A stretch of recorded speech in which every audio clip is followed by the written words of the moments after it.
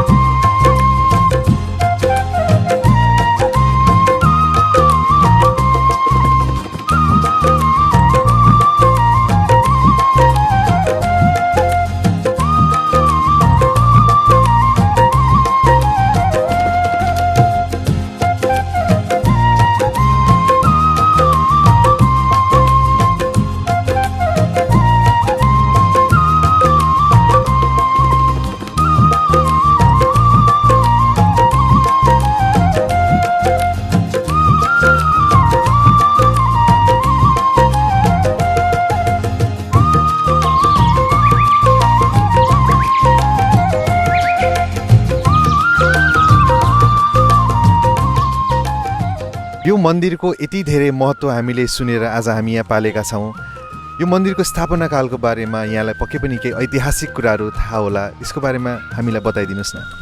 मन्दिरको स्थापना कालको बारेमा बहुत गौण छ, यो कतै चाहिँ त्यस्तो छैन। तर मन्दिर त परापुरमा सतयुगदेखि नै हो, तर त्रेतायुगमा आएर चाहिँ यसको बढी विस्तार भयो र बढी जानकारीमा आएछ।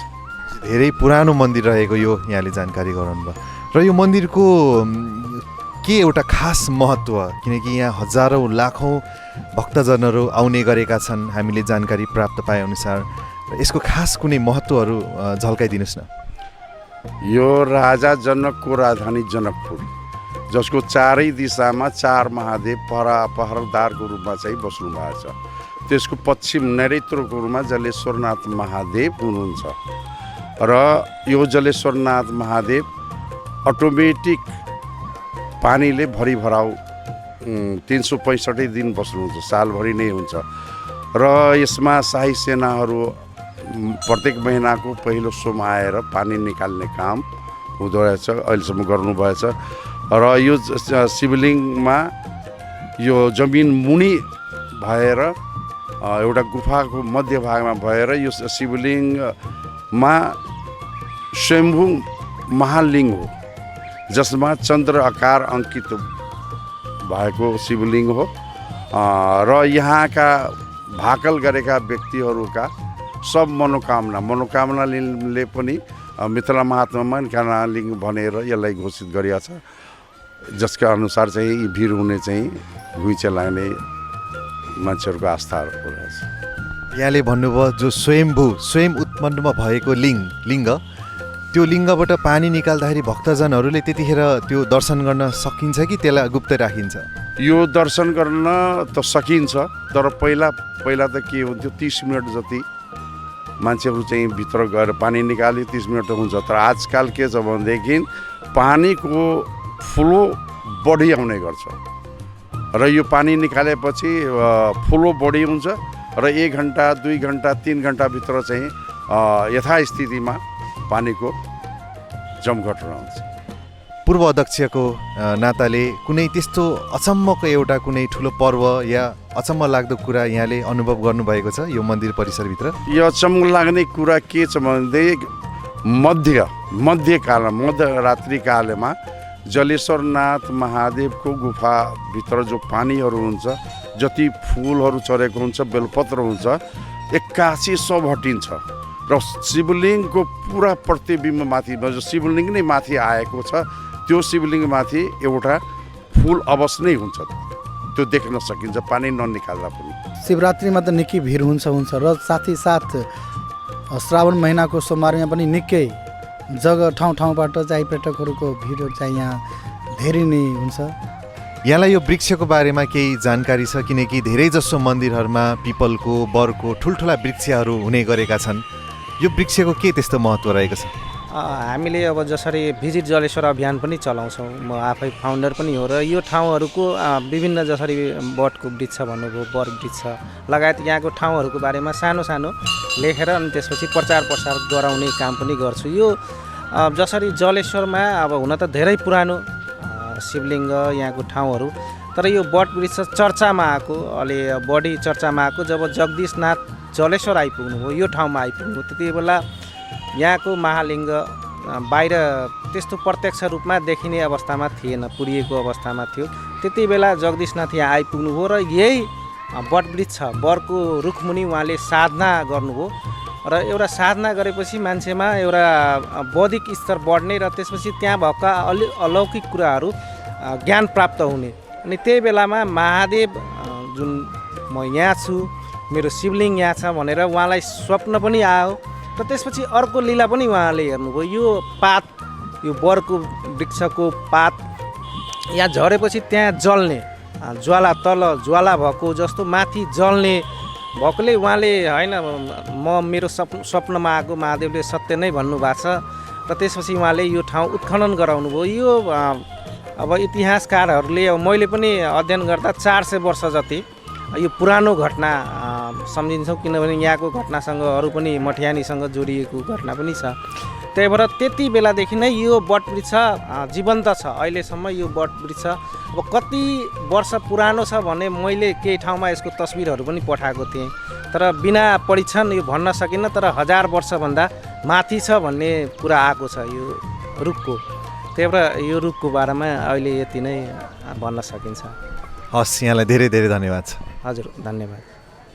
पुजारीज्यू, हजुर यो मन्दिरमा कति वर्षदेखि पूजा आजा गर्दै आइरहनु भएको छ? बच्चेदेखि करिब 50-60 बेसी भयो होला। बच्चादेखि हजुर यो मन्दिरमा पूजा गर्दै हुनुहुन्छ?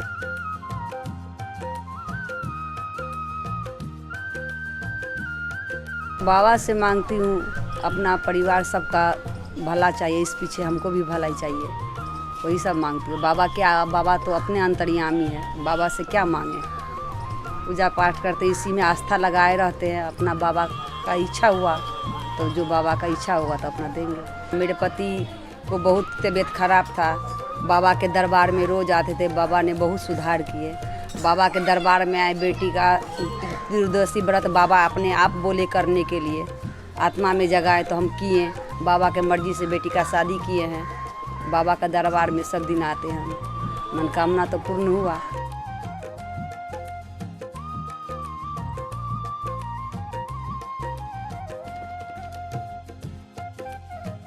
आदरणीय दर्शक महानुभावहरू, कार्यक्रम शिवालय रहस्यको आजको अध्यायमा हामीले महोत्तरी जिल्ला अन्तर्गत पर्ने जलेश्वर नगरपालिकाको श्री जलेश्वर महादेव मन्दिरको दर्शन गऱ्यौँ। यहाँहरूले पनि पक्कै घर बसी बसी शिव भोला भगवानको दर्शन प्राप्त गर्नुभयो र यो मन्दिरको मुख्य मन्दिर परिसरभित्र हामीले देख्यौँ कि 16वटा सिडी रहेछ र 8वटा सिडी बाहिर र अरू बाँकीको 8वटा सिडी पुरै जलमग्न छ।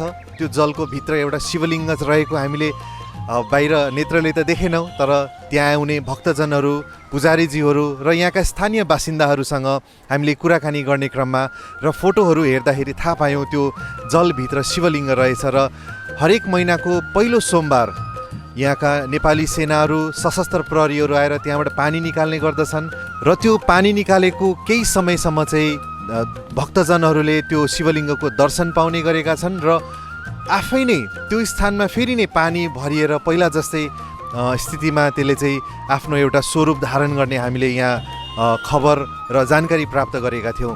साँच्चै नै यो अद्भुत नै एउटा चमत्कार हो भोला भगवानको। यस्तै धेरैवटा श्रृङ्खलामा हामीले कहिले कुन ठाउँमा गएर यसरी त भगवानको हजारौँ लाखौँ नामहरू छन्। ती नामहरू मध्येमा पनि आज हामीले विशेष जलेश्वर, जलभित्र बास गर्नुहुने ईश्वरको दर्शन गरेका छौँ। यस्तो एउटा सुन्दर नगरीमा आएर यहाँको म पनि एउटा बासिन्दा रहेछु कि भन्ने त्यस्तो भासना हामीलाई मिलिरहेको छ। यति भन्दै आजको कार्यक्रमबाट म विनोद अग्रवाललाई बिदा दिनुहोस्। धन्यवाद। ओम शान्ति। हर हर महादेव।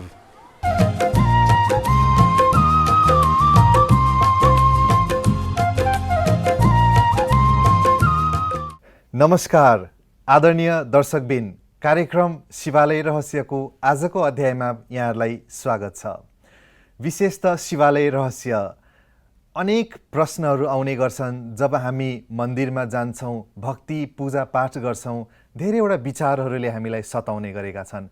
ती सबै विचारहरू, ती सबै जिज्ञासा र प्रश्नहरूलाई अन्त्य गर्नको लागि, त्यसको हल निकाल्नको लागि र एउटा समाधान स्वरूप भएर भगवानसँगको निकट अनुभव गर्नको लागि नै शिवालय रहस्य कार्यक्रम बनेको छ। त्यसर्थ आजको कार्यक्रममा हामीले मन्दिरको दर्शन गऱ्यौँ। विशेष त जनकपुर क्षेत्र, जसलाई मिथिला राज्य भनिन्छ, मिथिला सम्प्रदायलाई स्पष्ट रूपमा झल्काउने चारैतिर रङ्गी बिरङ्गी वातावरण थियो र साथसाथमा श्री जलेश्वर महादेव मन्दिर, यसले हामीलाई सम्पूर्ण रूपले एउटा मिथिला राज्यको अनुभव गराइरहेको थियो। आउनुहोस् दर्शकबिन, पक्कै पनि यहाँहरूको मनमा विचारहरू, प्रश्नहरू उत्पन्न भइरहेका छन्। मेरो पनि मनमा केही प्रश्नहरू आइरहेको छ। हामी दुईटैलाई मिलाउनेछौँ र आज त्यसको निचोडमा पुग्नेछौँ।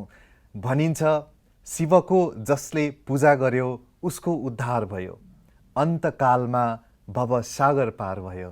आउनुहोस् दर्शकबिन, केही प्रश्नहरू आज हामी राख्नेछौँ र ती सबै प्रश्नहरूको स्पष्टीकरण गर्नको लागि आज पनि हामी समक्ष आउनुभएको छ आदरणीय रामसिंह भाइजी। आउनुहोस्, उहाँलाई स्वागत गरौँ। कार्यक्रम शिवालय रहस्यमा यहाँलाई स्वागत छ। नमस्कार। ओम शान्ति। धन्यवाद आदरणीय भाइजी। विशेष त यो शिवालय रहस्यको छायाङ्कन गर्दाखेरि हामी यो जनकपुर क्षेत्रको मुटु स्थल जलेश्वर महादेव मन्दिरमा पुगेका थियौँ। धेरैवटा शिवलिङ्गहरू देख्यौँ, कोही साना, कोही ठुला, कोही पहाडमा, कोही तराईमा। तर यो मन्दिरमा विशेष गरेर जलको मुनि शिवलिङ्ग रहेको छ। अब आँखाले त हामीले देख्न पाएनौँ किनकि जलको मुनि थियो र यो जलेश्वर, जलको मुनि शिवलिङ्ग, यो अलिकति हाम्रो समझभन्दा बाहिरको कुरा जस्तो भयो। यसलाई आध्यात्मिक दृष्टिकोणले कसरी हामीले बुझ्ने?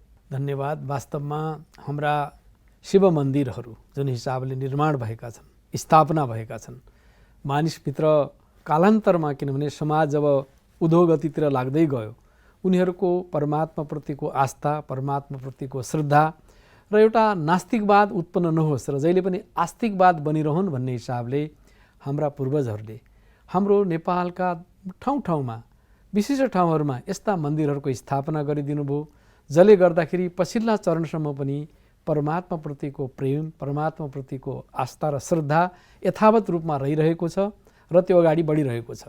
यसै क्रममा जलेश्वर स्थित जुन जलेश्वर मन्दिर छ, यो अत्यन्त सुन्दर रमणीक मन्दिरको रूपमा हामीले प्रस्तुत भएको पाएका छौँ।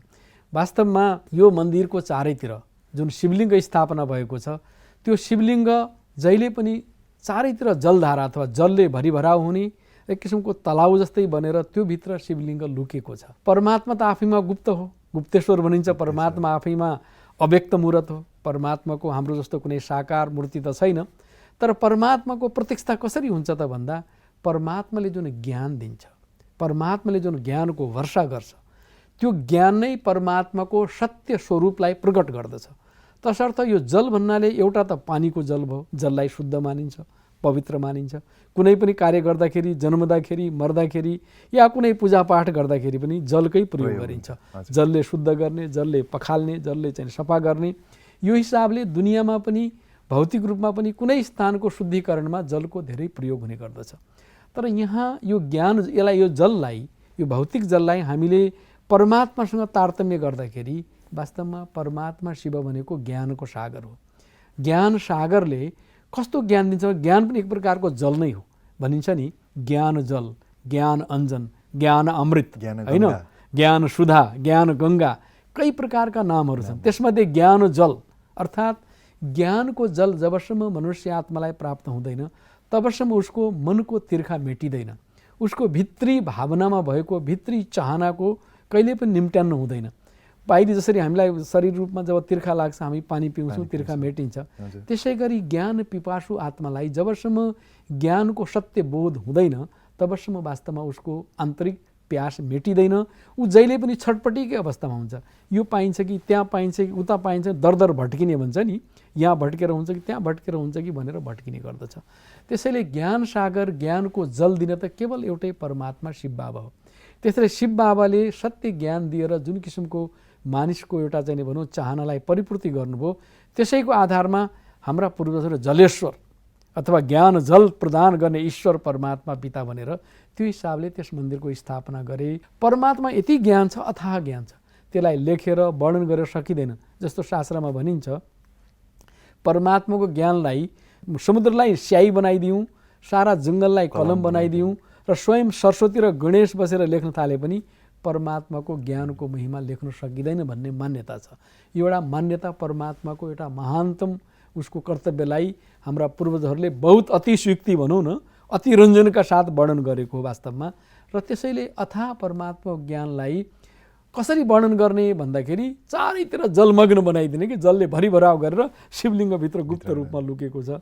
परमधामबाट जब परमात्मा धरतीमा आउनुहुन्छ त्यो गुप्त परमात्माले जुन ज्ञानको वर्षा गर्नुहुन्छ जसबाट मनुष्य आत्माहरूको सबै अज्ञानको अन्धकार मेटिन्छ, त्यस अवस्थामा ऊ ज्ञानले परिपूर्ण बन्छ। त्यसैले हामीले जलेश्वर परमात्मालाई कसरी बुझौँ भन्दा उहाँ ज्ञानको अधिष्ठा हो। ज्ञान जलले हामी सबैको तिर्खा मेटाउनुहुन्छ।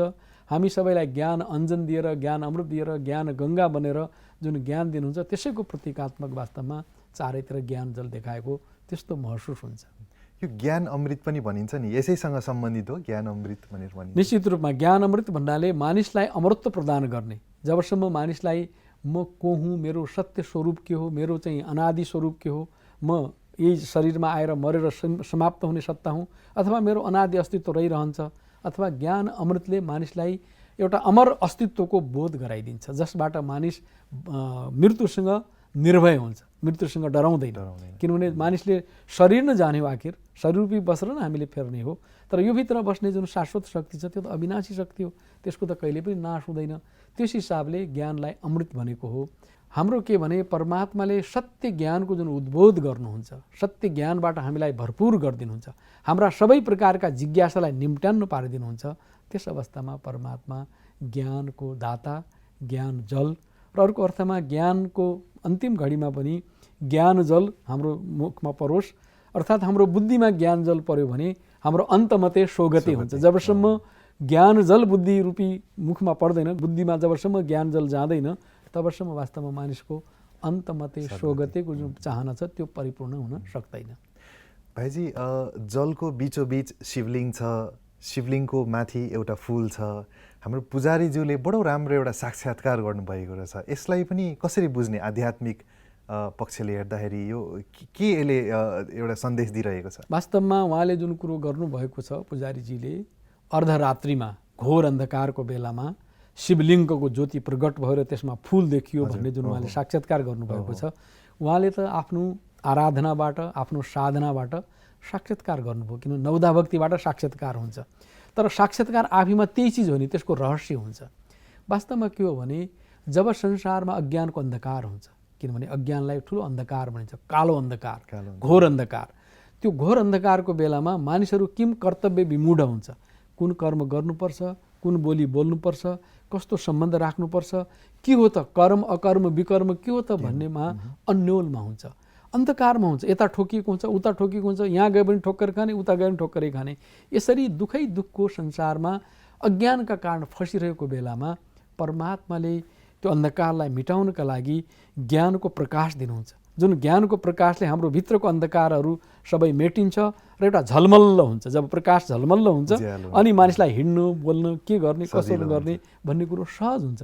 त्यसैले मानव समाज कालान्तरमा जब अज्ञानको अन्धकारमा फसेको थियो त्यस अवस्थामा परमात्माले जुन सत्य ज्ञानको प्रकाश दिनुभयो त्यसबाट सबै मानिसलाई सहज भयो।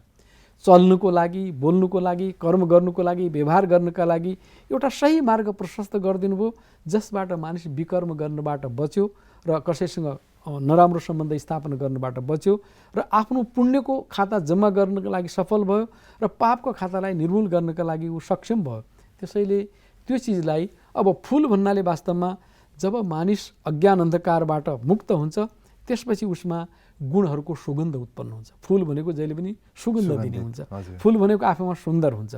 त्यो सुन्दरता बाहिरी सुन्दरताको कुरा होइन, भित्री संस्कारको, भित्री भावनाको, भित्री उसको चित्तवृत्तिको, भित्री उसको स्वभाव संस्कारको त्यसको शुद्धिकरण हो कि त्यो शुद्धिकरण भनेको फुल जस्तै बन्नु हो। फुल आफैमा आकर्षक हुन्छ, फुल आफैमा एउटा शुद्ध हुन्छ। फुललाई नै देवी देवतामा चढाउने गर्दछन्, किन भन्दा जब शुद्ध बन्छ, पवित्र बन्छ, त्यो आफैमा सुन्दर पनि बन्छ, आफैमा खुसबुदार पनि बन्छ। त्यसैले वास्तवमा शिवको यदि हामी साँच्चै ज्ञान प्राप्त गर्दछौँ भने हामी सबै मनुष्य आत्मा चैतन्य फुल बन्छौँ के।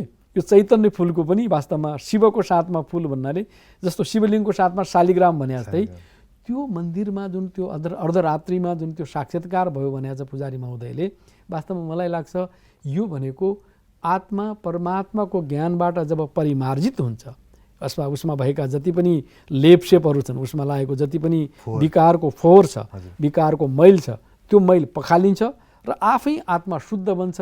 शिवको साथ पाएपछि त शुद्ध बन्छ नि। जस्तो भनिन्छ पारसमणिको साथमा फलामलाई पनि राखिदियो भने त्यो फलाम पनि पारसमणि बन्छ भने जस्तै परमात्मा शिवको साथमा जस्तोसुकै पत्थर बुद्धि मानिसहरू, जस्तोसुकै कालो तमोगुणी स्वभाव संस्कारको मानिस पनि जब परमात्मा पारसनाथ जलेश्वर भगवानको साथमा जहिले पनि भइरहन्छ, उसँग मेलमिलाप भइरहन्छ, बिस्तारै बिस्तारै उसभित्रका मैलहरू पखालिन्छन् र ऊ फुल जस्तै सुगन्धित र एउटा खुसबुदार सुन्दर बन्न जान्छ।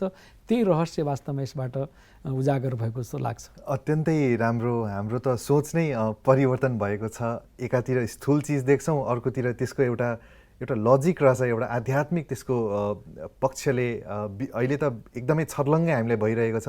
र अर्को एउटा प्रश्न यहाँलाई, विशेष जति हामी मूर्तिको पूजा गर्छौँ, शिवलिङ्गको पूजा गर्छौँ, त्यति नै भक्तजनहरूले त्यो वृक्षको पनि पूजा गरेको हामीले देखिरहेका छौँ। विशेष शिवालयहरूमा अधिकांश रूपमा वृक्षहरू जो पिपलको, बरको वृक्षहरू देखेका छौँ। यसको के होला? र साथसाथै त्यसमा साधु सन्यासी पनि देख्छौँ, तपस्वीहरू ऋषिमुनिहरूले पनि तपस्या गरेको पनि देख्छौँ। यो कुन अर्थमा यसलाई हामीले बुझ्ने? वास्तवमा के हो भन्नु होला भने अब आफैमा वृक्ष हुनु, आफैमा पिपलले जहिले पनि अक्सिजन दिने होइन, बढ पनि एकदमै लामो समयसम्म बस्ने, त्यो हिसाबले प्राकृतिक रूपमा पाइने जुन प्राप्ति छ त्यो त आफ्नो ठाउँमा छ। तर धार्मिक रूपमा, आध्यात्मिक रूपमा यसको रहस्य के हो भन्ने कुरो महत्त्वपूर्ण पक्ष हो। किनभने जस्तो पृथ्वीलाई, यो संसारको चाहिँ इतिहासलाई पनि कल्पवृक्षसँग दाँजिन्छ। कल्पवृक्ष अर्थात् यो कल्पको, यो सारा वृक्षको आदिदेखि अन्तसम्म के हो त, यसको जरामा को थियो, तना के थियो, यसको विस्तार कसरी हुन्छ, अन्त कसरी हुन्छ भन्ने विषयमा परमात्माले जुन ज्ञान दिनुहुन्छ कल्पवृक्षको, र त्यो कल्पवृक्षको मुनि बसेर तपस्या गर्नेमा कपिल मुनि ब्रह्मा, प्रजापिता ब्रह्मा र कामधेनु गाई भन्नाले जगदम्बा मम्मा, उहाँहरूले सारा संसारको ज्ञानसहित कल्पवृक्ष मुनि बसेर जुन तपस्या गर्नुभयो त्यो तपस्या त वास्तवमा ज्ञानसहितको तपस्या थियो र सारा संसारलाई एउटा कल्पको रूपमा तुलना गरिएको थियो। तर पछिल्ला दिनहरूमा त्यही चिजलाई कसरी चाहिँ स्पष्ट गर्ने, कसरी देखाउने भन्दाखेरि अनि हाम्रा ऋषिमुनि तपस्वीहरूले हरेक शिव मन्दिरमा यस्तो पिपलको वृक्षहरू, त्यो लामो आयुको वृक्ष हुन्छ अरूभन्दा, त्यसै गरी बडको वृक्ष जो लामो आयुको हुन्छ र त्यो मुनि बसेर तपस्या गर्ने उनी चलन चलायो। त्यो चलन कल्पपूर्वमा परमात्माले ब्रह्मा र जगदम्बा सरस्वतीबाट यो कल्प वृक्षको मुनि बसेर जुन उहाँले तपस्या गर्नुभयो त्यसैको यादगारमा वास्तवमा पछिल्ला दिनहरूमा वृक्षको मुनि बसेर तपस्या गर्ने प्रचलन हाम्रो संस्कृतिमा, हाम्रो सभ्यतामा हाम्रो पूर्वजहरूले चलन चलाए। तर त्यसको रहस्य जब हामीले बुझ्छौँ अनि बल्ल हामीलाई आनन्द आउँछ कि हो परमात्माले वास्तवमा कल्पान्तको बेलामा यो कल्पको सम्पूर्ण ज्ञान दिएर आरम्भ के भयो, यसमा जगको फाउन्डेसनमा कसले तपस्या गरे, त्यसको प्रतिफल फेरि सत्ययुगी दुनियाँ कसरी स्थापना भयो र बिस्तारै वृक्ष बढ्दै जाँदाखेरि हाँगाबिगा हुँदै अनेक धर्महरू संसारमा स्थापना भए र त्यसपछि अन्तमा फेरि त्यही कल्पवृक्षको बीजबाट फेरि नयाँ शुभारम्भ भयो भन्ने जुन ज्ञान हो नि, त्यो ज्ञानको स्पष्टीकरणलाई पछिल्ला दिनहरूमा प्रचलनका रूपमा वृक्षको मुनि बस्ने तपस्याको चलन चल्यो। त्यो पनि आफ्नो ठाउँमा ठिकै छ। त्यस तपस्याबाट वृक्षको मुनि बस्दाखेरि शान्त हुन्छ, शीतल हुन्छ, छहारी हुन्छ, अक्सिजन प्राप्त हुन्छ। एक हिसाबले मनमा शुद्ध विचारहरू पनि प्रवाह हुन्छन् र जति पनि हाम्रा ऋषि मुनि तपस्वी बोध गयामा बुद्धले पनि रुखै मुनि बसेर चाहिँ एउटा बौद्धिसत्व प्राप्त गरेको कुरा छ, त्यो ठाउँ ठिक छ। तर यसको मर्म, यसको वास्तवमा गहिरो सन्दर्भ भनेको के हो भने परमात्माले दिएको ज्ञानलाई कल्पको ज्ञानसहित कपिल मुनि ब्रह्मा र कामधेनु जगदम्बाले गरेको तपस्याकै यादगारमा अद्यावधि हाम्रा ऋषि मुनि तपस्वीहरूले एउटा वृक्षको मुनि बसेर गर्ने जुन तपस्या छ त्यो पनि शिव मन्दिरकै अगाडि, त्यो वास्तवमा सान्दर्भिक छ। शिव परमात्माले दिएको ज्ञानलाई जसरी बुझेर तपस्या गरियो त्यसैको यादगारमा अब अहिले प्रचलनका रूपमा, भक्तिका रूपमा हाम्रा पूर्वजहरूले गरिरहेका छन् र यसले पनि हामीलाई राम्रो सङ्केत दिन्छ, सन्देश दिन्छ। र अगाडिका दिनहरूमा यो रहस्यसहित यदि हामीले तपस्या गऱ्यौँ भने निश्चित रूपमा परमात्माको सानिध्य, सायुज्य र सामिप्य निकटता प्राप्त हुनेछ हाम्रा सबै दर्शकवृन्दहरूमा र उहाँहरू परमात्माको निकटताबाट आफ्नो सबै प्रकारको जन्म जन्मान्तरको जो प्यास छ त्यो प्यासलाई तृप्त गर्नुहुनेछ भन्ने शुभभावना पनि व्यक्त गर्न चाहन्छु। हामीलाई लागिरहेको छ, हामीले देख्ने गरेका थियौँ पिपलको बरको वृक्ष वरिपरि धागोहरू बाँध्नुहुन्छ हाम्रो आमाहरू, विशेष गरेर बुवाहरूले होइन, जति पनि भक्तजनहरूले। यी सबै कुराहरू बल्ल अहिले थाहा हुँदैछ हामीलाई कि इतिहास अर्थात् आदि मध्य अन्त सृष्टिको यो सबै कुराहरूलाई स्मृतिमा राखेर भगवानको तपस्या गर्छौँ, पूजा आराधना गर्दा मात्रै हाम्रो सम्पूर्ण कुराहरूबाट हामी मुक्त हुन्छ। बडो राम्रो सन्देश आज हामीले प्राप्त गरेका छौँ। यसरी नै अनेक शिवालय रहस्यलाई हामी स्पष्ट पार्नेछौँ। आजको कार्यक्रममा यहाँले आफ्नो अमूल्य समय दिनुभएको छ, यसको लागि धेरै धेरै धन्यवाद छ। नमस्कार। ओम शान्ति, धन्यवाद। ओम शान्ति। आदरणीय दर्शकबिन, कस्तो लागिरहेको छ यहाँहरूलाई? एकदमै सुन्दर होइन त? किनकि विशेष गरेर यतिका धेरै एउटा सिम्बल्सहरू जो भक्तिको मार्गमा देखाइएको छ होइन, वृक्ष छ, बसा छ, यी सबै कुराहरू बल्ल खुलासा हुँदैछ र आगामी दिनहरूमा जब हामी अब मन्दिर प्राङ्गणमा प्रवेश गर्छौँ, मन्दिर परिसरमा प्रवेश गर्छौँ, यी सबै कुराहरूलाई ज्ञानवर्धक रूपमा हामीले आफूमा स्मरण राखेर बल्ल चाहिँ पूजा गर्दाखेरि सायद त्यसले एउटा राम्रो एउटा सुनमा सुगन्ध भने जस्तै भगवानको दर्शन गर्न जाँदाखेरि आफूमा पनि केही परिवर्तन हुने हामीले एउटा महसुस गरेका छौँ। सायद यही कारणले गर्दाखेरि यसरी हामीले शिवालय रहस्यको कार्यक्रम आयोजना गरेका छौँ। सम्पूर्ण कुराहरू स्पष्ट हुँदैछ, धेरै धेरै कुराहरू अरू पनि छन्। अरू मन्दिरमा हामी गएर त्यसलाई हेर्नेछौँ, मूल्याङ्कन गर्नेछौँ र यहाँहरूको प्रतिक्रिया हामीलाई अवश्य पनि आवश्यक छ, यहाँहरूले दिइरहनु होला हाम्रो युट्युब च्यानल मार्फत। यति भन्दै आगामी श्रृङ्खलाको लागि म विनोद अग्रवाल बिदा हुन चाहन्छु। धेरै धेरै धन्यवाद छ। नमस्कार। ओम शान्ति।